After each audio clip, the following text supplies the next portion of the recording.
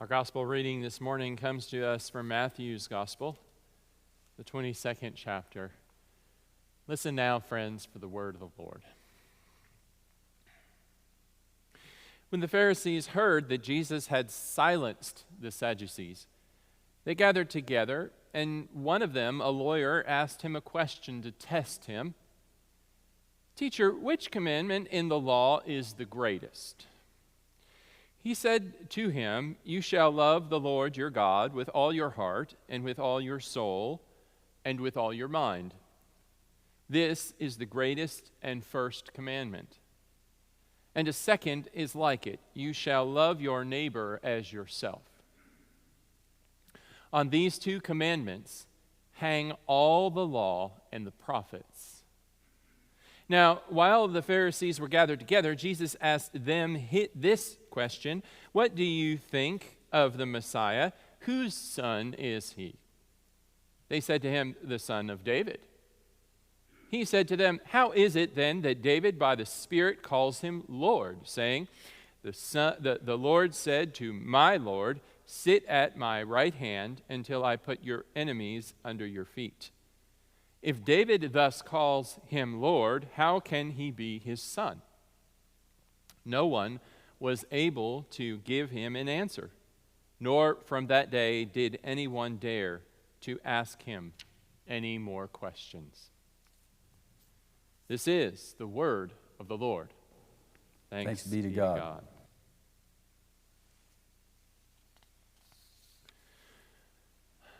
Before we get started today, I have some thank yous to speak. I do want to thank Linda Whitworth-Reed for preaching last week in my absence. It was a wonderful week away. I missed worshiping with you all virtually, but it was nice to have some time off, and I thank Reverend Linda for preaching a wonderful sermon for us in my absence. Also, I want to thank the FAM committee and our technology officers for a wonderful fall festival yesterday, particularly Jennifer Held, Emily Hansen, our youth. Our drive-through trunk or treat was wonderful, and then we watched It's the Great Pumpkin, Charlie Brown on a screen outside, and then E.T., and what a wonderful evening together. Thank you all so much for what you did to put that together. And speaking of Charlie Brown, Sally is watching television. She's sitting in her beanbag, and she says, "I've been watching an exciting football game. The congregation is going wild." And Charlie Brown comes up behind her and says, "Well, football games have fans, churches have congregations, concerts have audiences, courtrooms have spectators, riots have mobs, and accidents have onlookers." Nonplussed, Sally responds, "The congregation just tore down the goalposts." We pastors often wish that our congregants would be so enthusiastic. But you know, groups of people have funny dynamics, don't they? And depending on the group that we are in and the nature of that group, there are sways over us. There are powers over us. And whether we are fans at the moment, or congregants, or audience members, or spectators, or part of a mob, or one of a group of onlookers, that makes a difference in how we will act and behave, right? The ways that we relate to each other. And actually, I've always felt that there's a great bit of similarity between college football, especially in the South, and religion. And there can be a little overlap between being a congregant or a fan. And by the way, I know it's a little bit early, but if you're thinking about your Christmas wish list, shopping lists, I have really always wanted a t-shirt cannon for the pulpit. So just file that thought away, if you would. But it's true that all groups have some sway over the members of their group, and the nature of the group will kind of dictate what the group can influence its members to do. Now, as our stewardship campaign today talks about fellowship and community in the church, this group that is the congregation of this church in this place, we look at one religious community from Jesus' time that I hope we don't resemble, that we don't behave like, and that is the Pharisees. Now, our conversation today between Jesus and the Pharisees is kind of at the end of a long string of conversations between Jesus and them. The Pharisees, also the Sadducees. Now, who were they? You've probably heard me use those terms in the past. Maybe you've read them in the Bible, wondered a little bit. So the Pharisees and the Sadducees, they were individual sects or part of the Jewish faith at that time, kind of like being a Methodist or a Lutheran or a Presbyterian today. They were within the Jewish faith, and they were people of privilege and often means. And they had a lot of representation on the Jewish Sanhedrin, which was the council, a political body that kind of like our Congress today. So they had social standing, and they had means, and they had a lot going for them in the Jewish community. One of the things they believed was strictly adhering to the letter of the law. God's law and the faith that God gave the Jewish people in the Old Testament, the teachings about ritually clean things and unclean things and things that you're supposed to do, you're not supposed to do, how you're supposed to worship, ways you're supposed to behave in the world, they believed in and strictly adhering to that. Problem is, outwardly they were living out that law, but inwardly they were corrupt.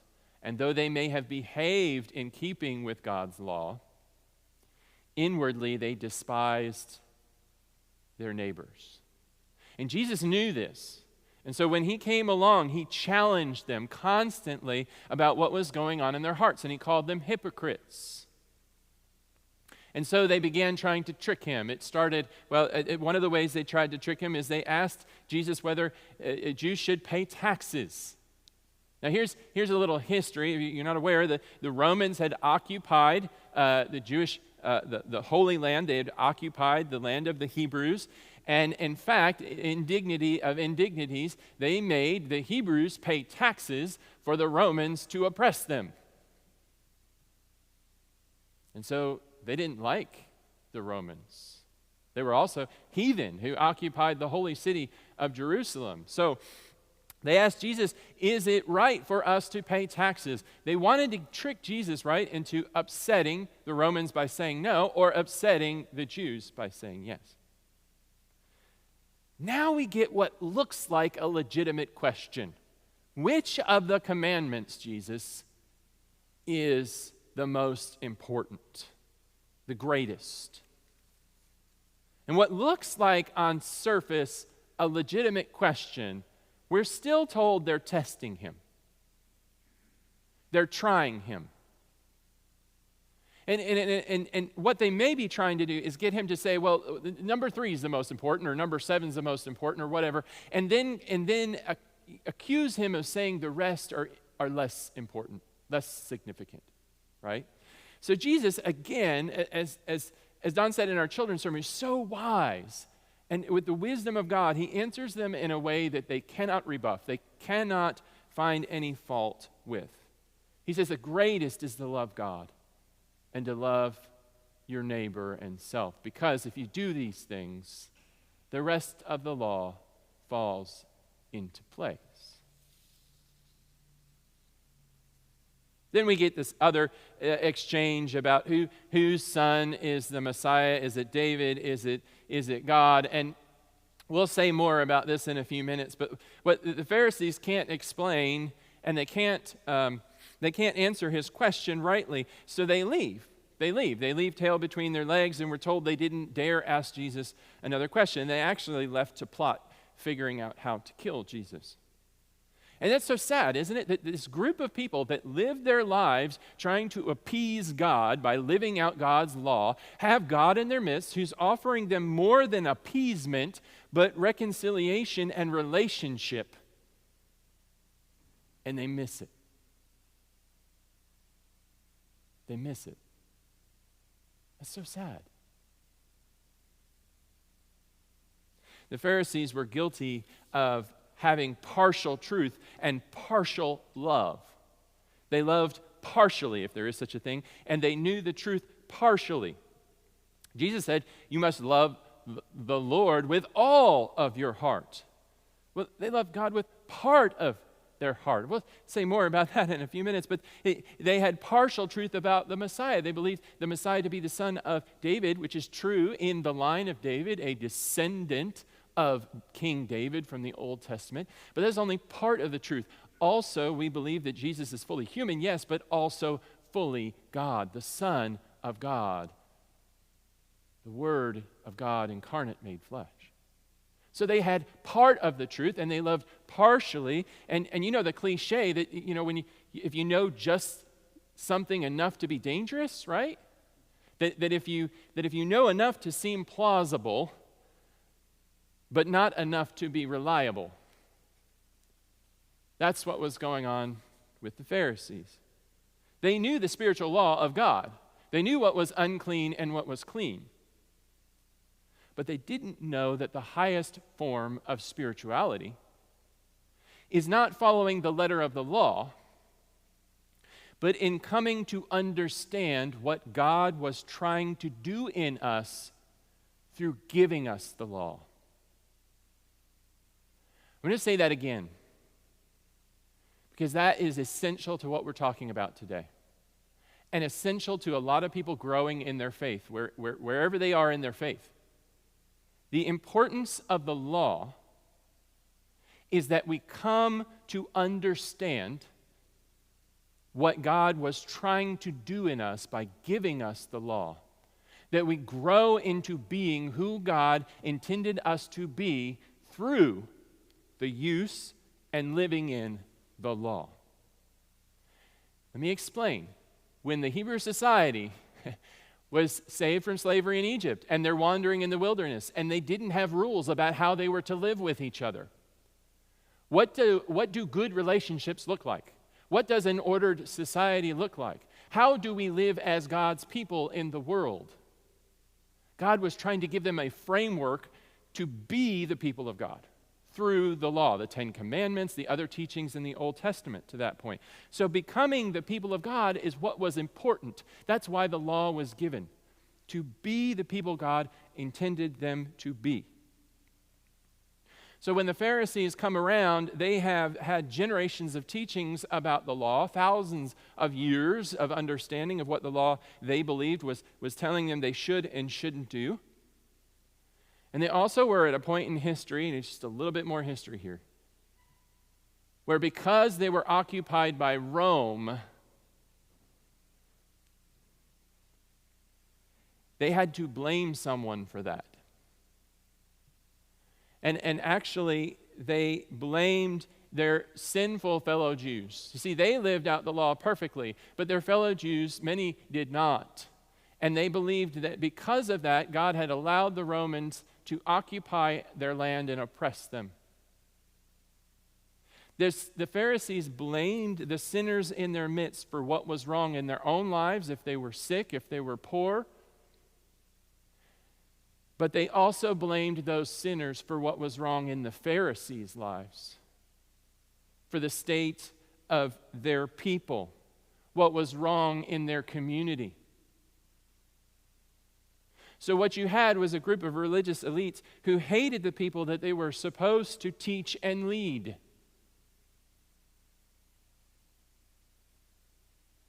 So the law wasn't creating a society or a community of love and concern and godly behavior towards each other, but judgment and scorn. Do you see that? By this point in time, the Pharisees had taken the law of God, the Old Testament teachings of the Ten Commandments and rules about orderly behavior, and instead of them being a code of how we behave with each other when we care for each other, they turned them into a method of detesting, a reason for detesting their neighbors. when God gave the Hebrews the law to show them what society looks like when we love each other. Because when we love each other, we don't kill each other and we don't steal from each other. And we're not even jealous of the good things that our neighbor has. That was the intent of the law, why Jesus came and said he came to perfect it, to fulfill it, to complete it, depending on which translation you read. Because love and compassion complete the law. The law is incomplete without love and compassion. And living in the law, living in the bounds of God's teaching, is a way that we live out that love for each other.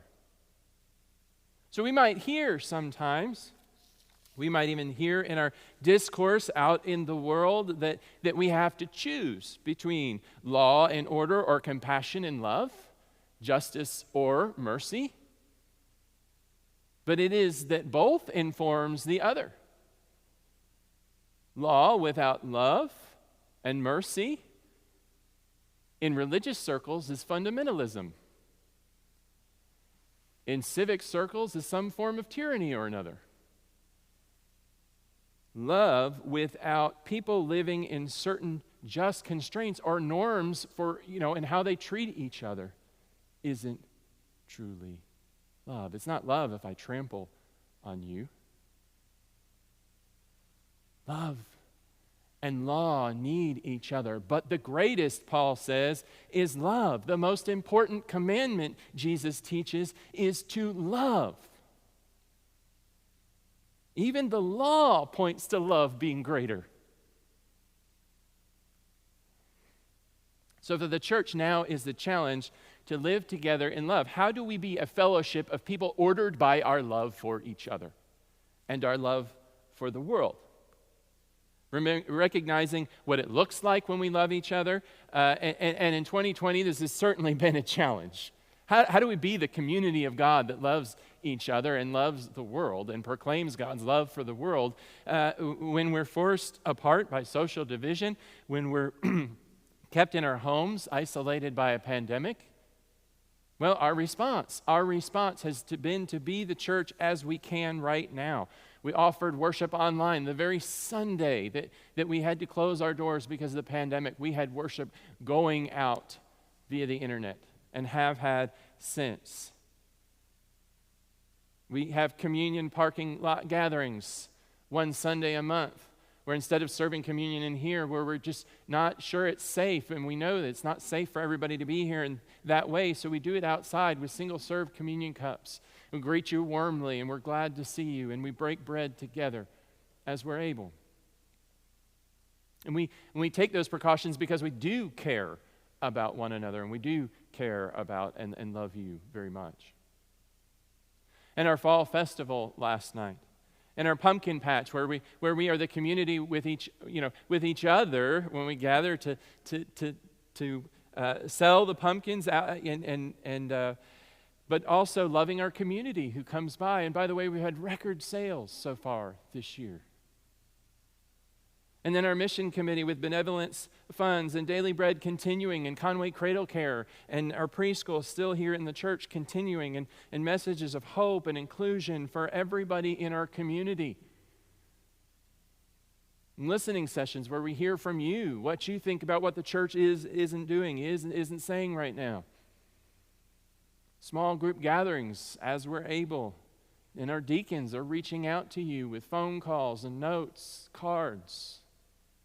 We've been the church as we've been able to do, as we've been forced to innovate to do this year. And we've asked you to be the church with us, and you have. We're grateful for that. It is a cliche, talk about another cliche. It is a cliche to say that in 2020 we're going through unprecedented times.